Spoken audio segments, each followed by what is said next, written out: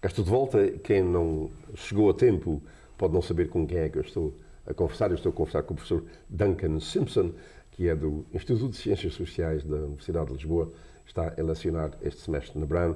Estamos a ter uma conversa interessantíssima. A primeira parte passou num instante sobre um período que ele depois, ele é inglês, ele começou a visitar Portugal, como ele disse no início, e apaixonou-se por Portugal e depois fez de Portugal o tema de estudo, licenciatura, mestrado, e estávamos a falar de doutoramento. A sua tese de doutoramento é sobre as relações entre o Estado Novo e a Igreja Católica, Sim. no tempo salazarista. Sim. E quer falar um pouquinho sobre isso, e depois depois você tem dedicado muito tempo a falar sobre a PIDE.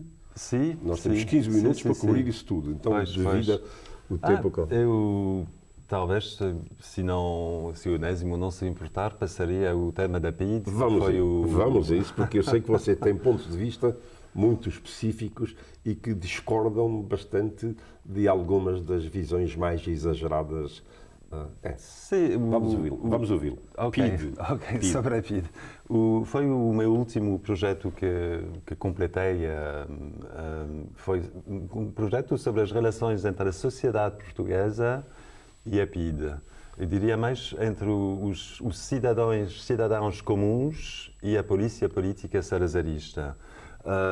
Porque acho que até recentemente houve imenso foco posto sobre a pequena minoria de oposicionistas ativos ao regime, que foram de facto persecutados pela PIDE brutalmente, com o uso da tortura psicológica, física e várias outras formas de brutalidades.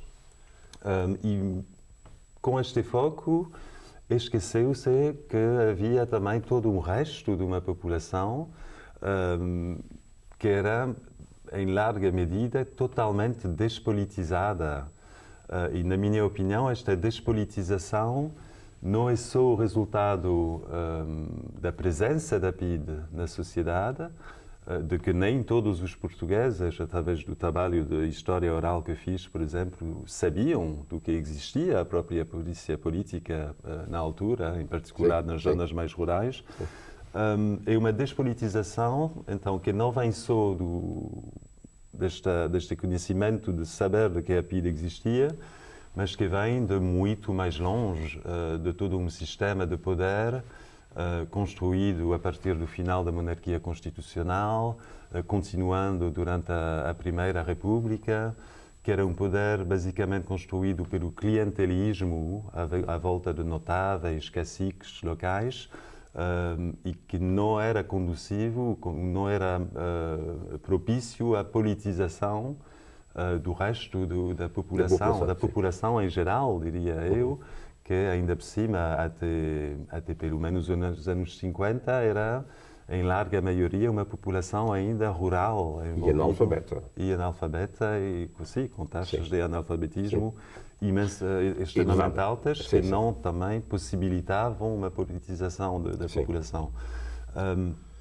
Eu penso, na minha opinião, era muito importante ver, em vez de se focar naquela pequena elite lisboeta, o do Porto, mais educada e que, de facto, alguma parte dela envolvesse na oposição ao regime, qual era a relação do resto da população com a polícia política.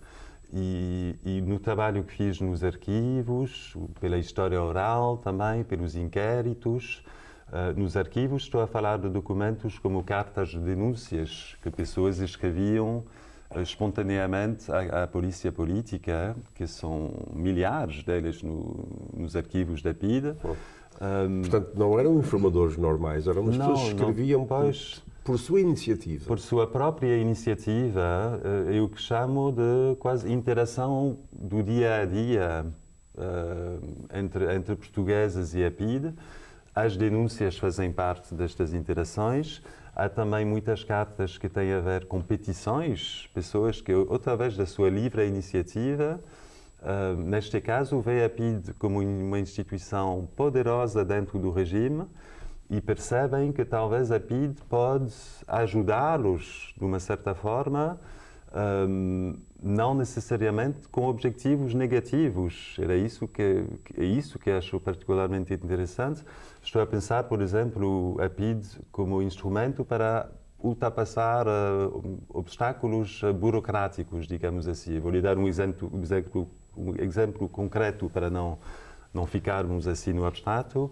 Um dos casos que mais me surpreendeu quando fiz o trabalho de arquivo foi o caso da população de uma pequena comunidade chamada A da Beja, que agora faz parte da grande Lisboa, mas que na altura era mais isolada. Um agente da PIDE decidiu arrendar uma casa de férias para um verão naquela aldeia. E eu pensava do que tinha lido sobre a PIDE até então, a reação da população seria manter-se muito distante desta pessoa por medo daquele medo paralisante do que se fala muito em relação à PIDE no seu efeito com a população. E neste caso em particular foi exatamente o contrário que aconteceu. A população reuniu-se e decidiu ir ao encontro deste agente da PIDE, falar com ele, porque percebiam que, primeiro, não tinham nenhum receio dele, é isso que é importante salientar, e segundo, perceberam que talvez com a sua posição dentro do regime podia ajudá-los a obter algum favor, e neste caso era a eletrificação da aldeia, que tinham pedido já há muito tempo sem a obter, e fizeram então este pedido através do agente da PIDE, esperando que o agente da PIDE fizesse passar este pedido aos seus superiores dentro do regime, e foi efetivamente o que se passou, até ao ponto que o pedido chegou até a própria presidência do Conselho. Isso é que é usar a PIDE como cunha. Pois, usar a PIDE, sim, como cunha e como possível maneira de ultrapassar obstáculos. Poder político. Sim, obstáculos e de tentar atingir os seus objetivos dentro de um sistema político que, obviamente, era completamente não inclusivo e não dava voz àquelas pessoas. Mostra um outro... Não quero estar aqui a tentar dar uma ideia de uma PIDE positiva, digamos assim, porque fui criticado muito por outros investigadores que se focam no lado repressivo, por estar, na opinião deles, a tentar quase branquear o regime, branquear a PIDE. O meu trabalho não tem nada a ver com isso. O meu trabalho tem a ver com tentar explicar com mais nuance e subtilidades porque que o regime, afinal, durou tanto tempo. E acho que estes tipos de exemplos mostram uma certa normalização do quadro institucional fornecido pelo regime, uma normalização da parte da população que não é anormal depois de tantas décadas de vida cotidiana dentro de um tal sistema. E pronto, há outros elementos, para além de petições, podíamos também falar das milhares de cartas de candidaturas espontâneas. Falavam disso. Estes exemplos são muito elucidativos. Pode contar mais exemplos?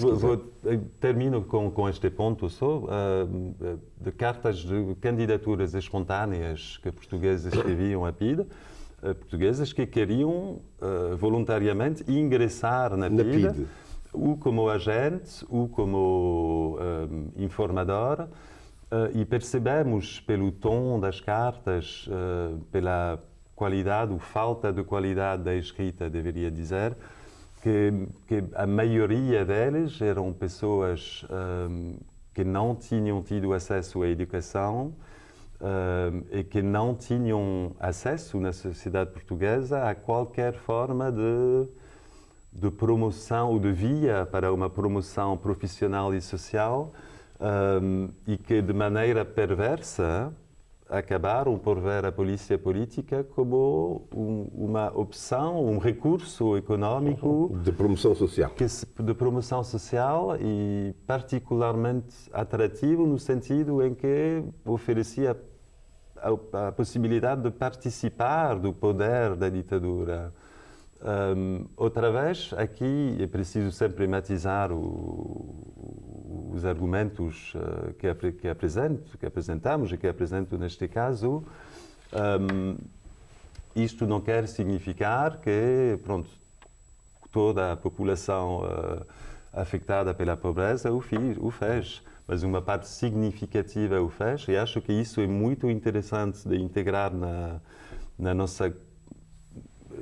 nosso conhecimento do funcionamento da PIDE, porque mostra que talvez talvez mais do que simplesmente o medo, foi também outros elementos como a pobreza, a falta de opções de vida, que acabou por moldar a relação da população com a PIDE de uma maneira muito mais complexa do que a ideia que temos, em geral, aquela ideia binária dos opressores e dos oprimidos, dos oprimidos passivos que ficam sem reação, paralisados à espera do final do regime.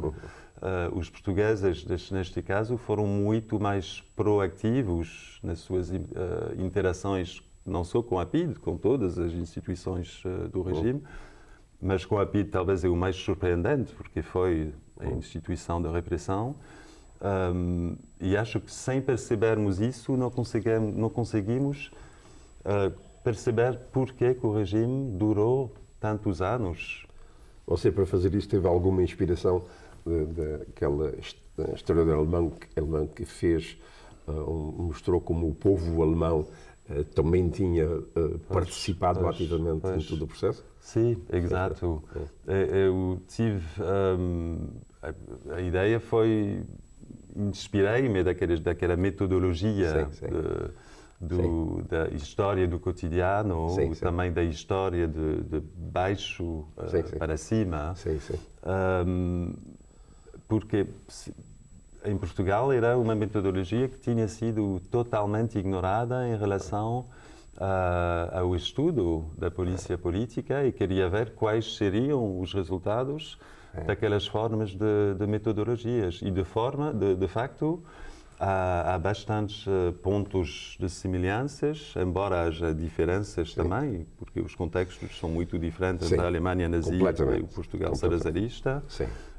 Acho que, de uma certa forma, a normalização da polícia política em Portugal foi muito maior e mais profunda, simplesmente porque o regime durou tantos anos. A PIDE teve tempo para pôr raízes mais profundas dentro da sociedade e a sociedade teve também tempo para perceber que, desde que não se metiam em política, como se dizia, o risco não era para eles, o risco era para aqueles comunistas desordeiros, como dizia o regime, e aproveitaram-se desta oportunidade como uma das estratégias de sobrevivência num contexto político e social e económico muito difícil. Este foi o tema do seu mais recente livro, não? Sim, exatamente. Mas você continua a trabalhar esta temática. E agora o que é que está a fazer? Sim, agora estou a escrever um outro livro sobre a mesma temática, mas alargado, incluindo as minhas metodologias de história oral e de inquérito. Mas também abri um novo projeto sobre cartas a Salazar, neste caso, porque também nos arquivos de Salazar, na Torre do Tombo, em Lisboa, há milhares, se não dezenas de milhares de cartas que foram escritas, outra vez de maneira totalmente espontânea por português a Salazar. E quero utilizá-los, acho que são muito interessantes, na maneira de ver como que o regime e o próprio Salazar utilizou esta forma de interação como forma de controlo social sobre a população em geral. Não vou entrar aqui em detalhes, talvez porque demoraria algum tempo. E porque já não temos, porque chegamos ao fim. Ok. Mas é sinal que temos que continuar a conversa e se não for desta vez, quando você voltar, temos que ouvir essas histórias das cartas ao Salazar do povo, porque vão no mesmo comprimento de onda dessas da ligação do povo simples com a PIDE. Pois Duncan, vão no mesmo sentido e também bifurcam em certos aspectos. Muito obrigado ao Duncan por esta magnífica conversa, uma lição, e eu gostava de aproveitar a ocasião para dizer ou informar os telespectadores que o professor Duncan Simpson vai fazer uma conferência na série portuguesa que tem tido lugar no Whaley Museum, no Museu da Avaliação, em New Bedford, no próprio dia 25 de abril, às 6 da tarde. A conferência será em inglês e, portanto, se têm pessoas que não sabem português e gostariam de assistir a uma conferência deste magnífico historiador que é o professor Duncan Simpson, é uma questão de aproveitar a oportunidade. Dia 25 de abril, às 6 da tarde, no New Bedford Whaley Museum. Muito obrigado.